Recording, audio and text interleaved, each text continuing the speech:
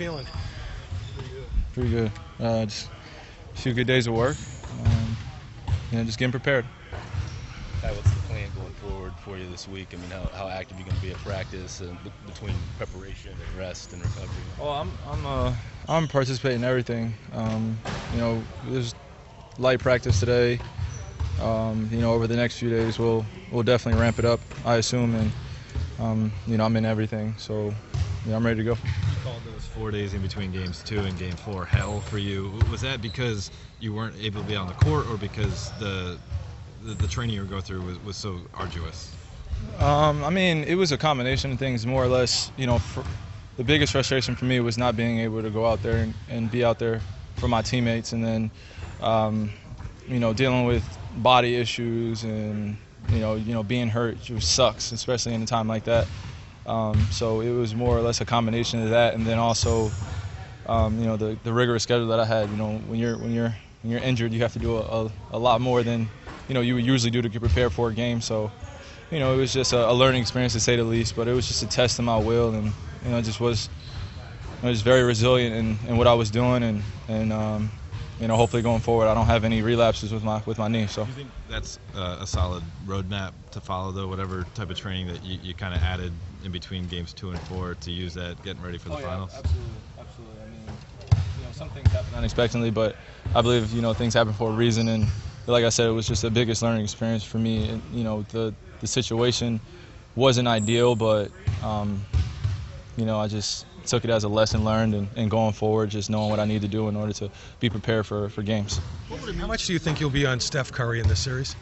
How much do you think you'll be on Curry defensively in this series, and how do you limit a guy like that?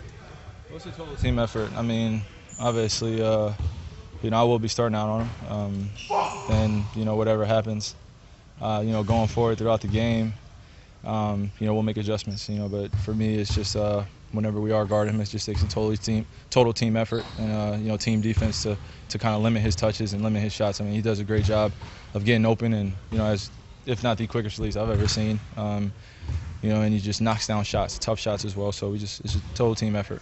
What do you think it would mean for you to not have to go through the will he or won't he play kind of speculation, game after game? And what do you think it would mean for your team to know you're in pen, you're not penciled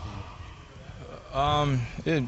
It'd be the best thing, for myself, and that's the plan going forward. It's just that, there is no ifs, ands, or buts if I'm playing or not. They're going to get, a guy that's going to go out there and compete like I did before, in the previous series, and just ready to go out there and go out to, with war with my brothers. I've said it throughout the whole entire season, and coming into these playoffs is, I'm willing to do anything and whatever it takes to win a ball game. So, the confidence that we had going into Game 4, the closeout game, where, it was, we just need that extra little push, and I was out there, and, I was just happy that they still wanted me out there, especially if I'm not 100%. So, these next few days going to the finals, I'll definitely be penned in, and, I'll be ready to go. Is there a difference in trusting your body when, you feel healthy, where maybe you don't question? Wait, want to repeat the question?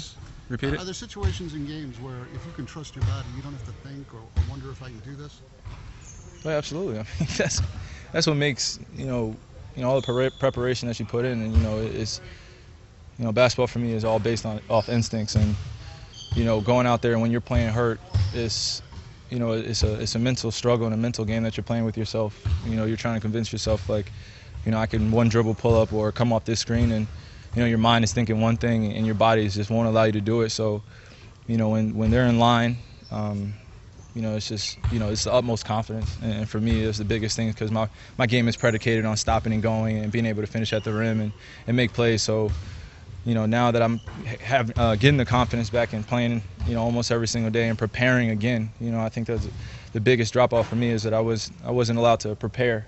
I was in the training room most of the time, and now that these practice days are vital for me in order to get my rhythm back.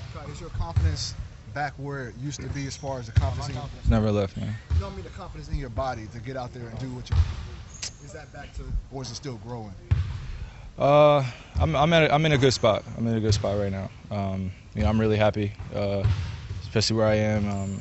I just missed the preparation days, because that's the biggest thing for me, is that the game will handle itself, but the parts when no one's watching and you're by yourself in the gym and you're envisioning yourself in those particular moments, and when you're actually in them you feel like you're prepared.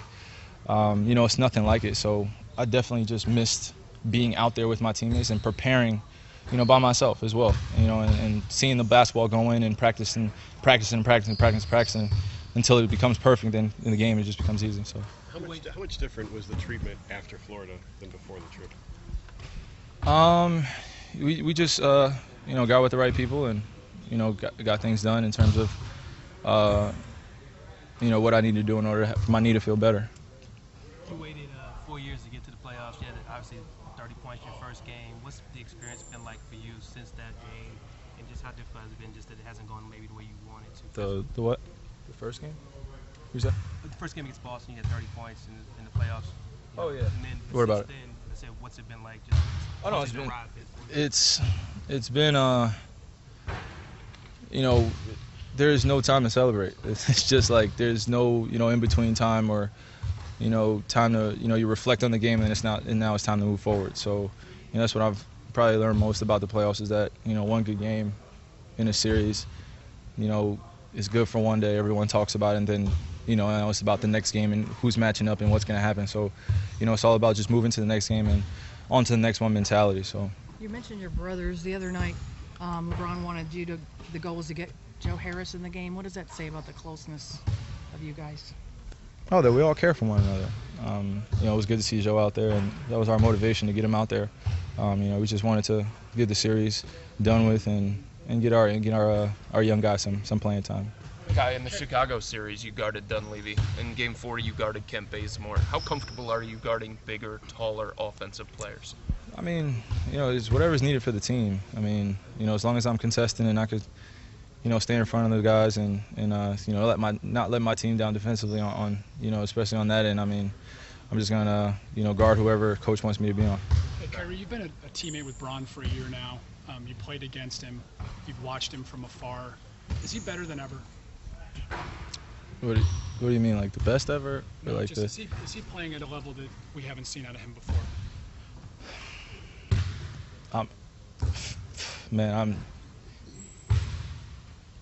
That question just I was just speechless, and I became a fan. To be honest with you, I just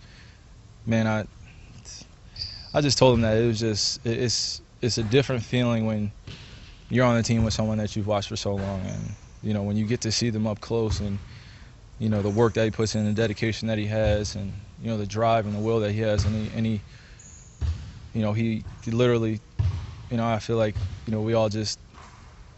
we were together. I don't want to say we jumped on his back, but we were all there for him, and he was doing his thing, and but I think the true testament of him is that he embodies a leader and that leads a team, and the true testament of the word team is, I feel like, is embodied with the guys that we have here. We have so many different personalities, so many different guys, and when you have a leader like that brings you up and lifts you up in every situation, there's never going to be a time where you look at him and he's going to look frazzled or look like he doesn't know what he's doing. He always knows 4 steps ahead, and it's just like, well, I wasn't even thinking about that. Like, what the heck? Like, he saw that coming. I was just like, so it's just a learning experience, and you're just constantly on your P's and Q's, because he just expects you to be at your best, and he wants you to be at your best. So if you have a guy like that, the basketball stuff will take care of itself. I mean, he does amazing things. I appreciate seeing that. I don't take that for granted, but the nuances of the game that just go unnoticed sometimes, that not everyone can see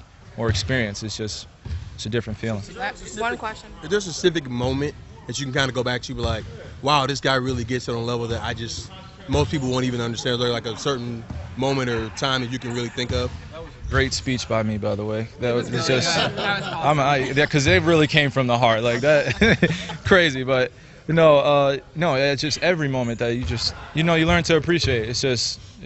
I can't even name one. It's just like all that I said came from a year of being with him, and now it's like we're going to the biggest stage, and I wouldn't want to go with any other guys than these guys, and also a leader like him.